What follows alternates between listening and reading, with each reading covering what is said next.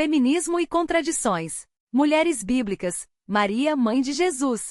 De todas as figuras femininas bíblicas, Maria, sem dúvida alguma, é a mais intrigante. Maria era uma menina simples quando recebeu um chamado: conceber o Filho de Deus. Maria de Nazaré, também conhecida como a mãe de Jesus, é frequentemente retratada de maneira tradicional e submissa. No entanto, será que ela realmente foi essa figura? Independente das suas crenças e convicções em relação a isso, uma coisa é inegável: Jesus não é invenção de mentes criativas e Maria não é diferente. Maria foi uma mulher real, judia e descendente de Davi. Numa leitura fria do perfil de Maria, diria que Maria foi o que toda feminista gostaria de ser. Numa sociedade patriarcal, Maria foi pela contramão. Antes mesmo de se unir a José, apareceu grávida. Maria aceitou a missão de ser a mãe de Jesus, mesmo sabendo dos riscos sociais e pessoais envolvidos. Lembrando que tal acontecimento para aquela época era um verdadeiro escândalo, ainda poderia resultar em ostracismo ou até mesmo em apedrejamento. Vamos avançar um pouco mais na história. Maria recita o Magnificat, Lucas capítulo 1 versículos 46 a 55, durante sua visita a Isabel, sua prima, que também está grávida, de João Batista. Inspirada pelo Espírito Santo, Maria expressa sua alegria e gratidão a Deus. Contudo, neste cântico Maria fala sobre a derrubada dos poderosos e a exaltação dos humildes. Isso pode ser visto como uma crítica às injustiças sociais e uma esperança de transformação. Este cântico é visto por alguns teólogos como uma declaração de justiça social e igualdade.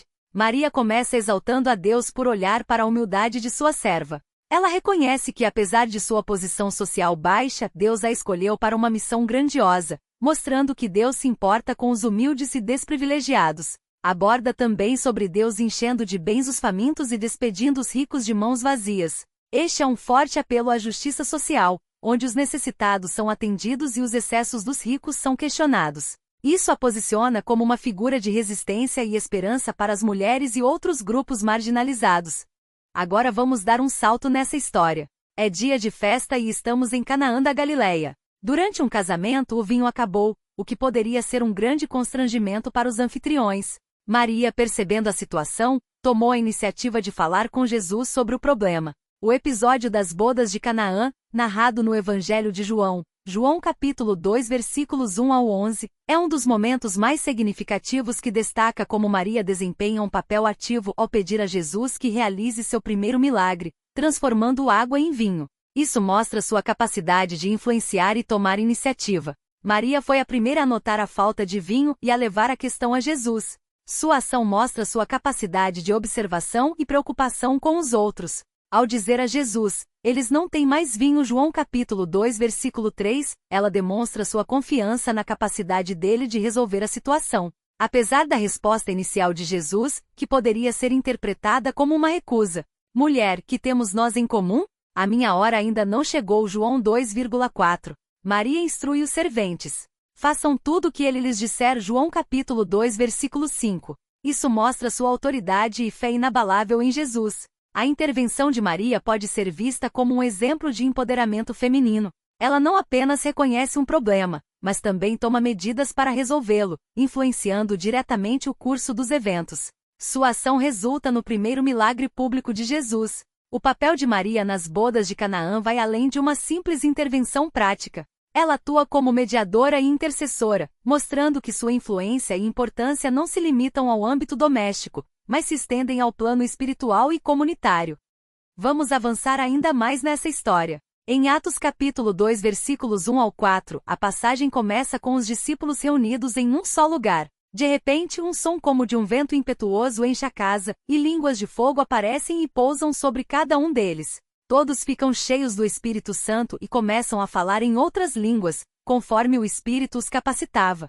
Pentecostes é uma festa judaica que ocorre 50 dias após a Páscoa. No Novo Testamento é o dia em que o Espírito Santo desceu sobre os apóstolos e outros seguidores de Jesus, incluindo Maria, enquanto estavam reunidos em Jerusalém.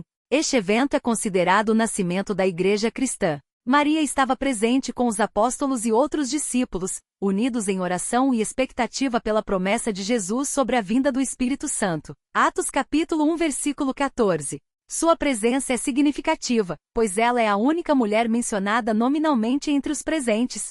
A presença de Maria no cenáculo demonstra sua perseverança na fé e sua liderança espiritual. Ela, que já havia experimentado a ação do Espírito Santo na Anunciação, agora se une aos apóstolos em oração, aguardando uma nova manifestação do Espírito Santo. Assim que o Espírito Santo desceu sobre todos os presentes, incluindo Maria, capacitando-os a falar em outras línguas e a proclamar as maravilhas de Deus. Além de sua maternidade divina, ela também é uma figura de liderança espiritual, pois sua participação é ativa na comunidade cristã nascente.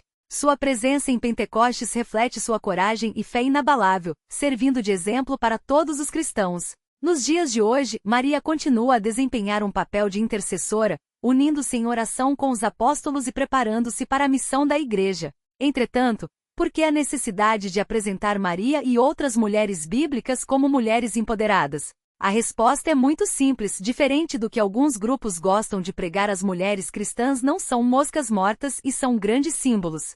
Ser cristão é fazer a diferença no mundo. Ter fé no mundo atual e não ter vergonha disso é um grande desafio. E ser mulher está longe de ser algo discreto e imperceptível. E mais, muitos perfis hoje exaltados por feministas como algo positivo surgiu na verdade entre mulheres de fé judias. Eis a grande contradição. Mas como dizia um antigo comunicador da televisão brasileira, nada se cria, tudo se copia. E você, cara leitora, vai continuar acreditando nas mentiras feministas ou virá se unir ao nosso legado? Quer fazer a diferença? Quer que seus filhos conheçam o verdadeiro lado dessa história? Então nos apoie nessa luta. Artigo da autora Juliette Oliveira, publicado na revista Conhecimento e Cidadania, edição de agosto de 2024.